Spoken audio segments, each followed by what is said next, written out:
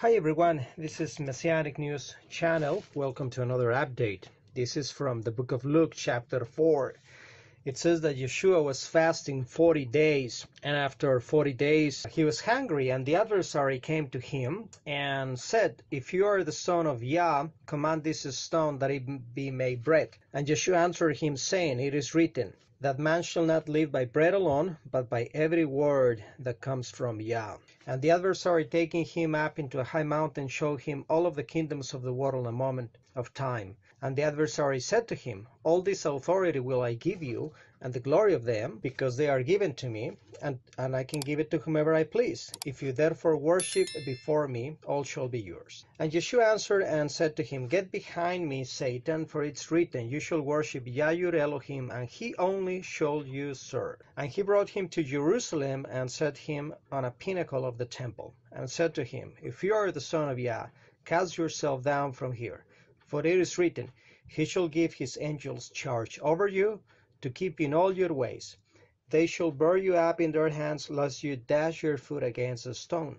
And Yeshua answering said to him, "It is said, you shall not put Yah your Elohim to the test." And when the adversary had ended all the temptation, he departed from him for a season. So this is very important because it shows you how the enemy attacks you, the three techniques he uses most of the time, and it shows you how to defeat him. How you defeat him? With the scriptures. You don't say, "Oh, you worthless piece of this," or "get behind me," or "I rebuke you," or blah blah blah. No, Yeshua just quoted the scriptures. It is written, man shall not live on bread alone. It is written, you are to worship Yah your Elohim. It is written, you are not to put Yah your Elohim to the test. So he quoted the scriptures.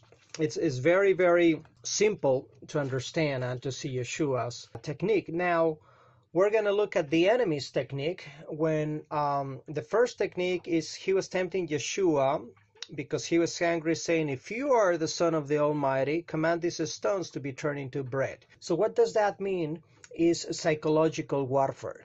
That's the first thing that the enemy will use against you. If you are really a Christian, or if you are really a Messianic, or if you are really a follower of Yeshua, how come you don't have a job? How come you don't have money? How come you cannot pay your rent? How come you are this? How come you are single? How come things are not working out? You can just pray and things should, work out. But, Yeshua gives us his powerful wisdom and shows us, man does not live on bread alone, but from every word that comes from Yah, which means the mission of the Almighty comes first. We will go through trials, we will go through tribulations, but we don't live just on sandwiches and hot dogs, on cakes and this. We need the word of Yah is our main nutrition. So the enemy comes with psychological warfare. Yeshua strikes back, quoting the scriptures, that we're to seek the kingdom of Yah first. And yes, some tribulations will come, but if we're overcome, Father is faithful.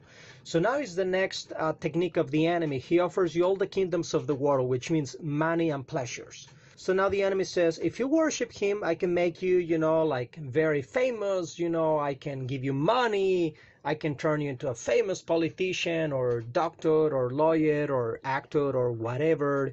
I will give you a lot of money. So it's fame and money. And Yeshua rebukes him, quoting the scriptures, you are to worship Yah your Elohim. So when the enemy comes with all of these offers of money and prosperity and fame and all of that, so that we worship that, our answer is no. It is written, we will worship Abba and we will seek Abba. And if Abba wants us to give us prosperity, it will be in his time, it will be in his plan, it will be in his prophetic time.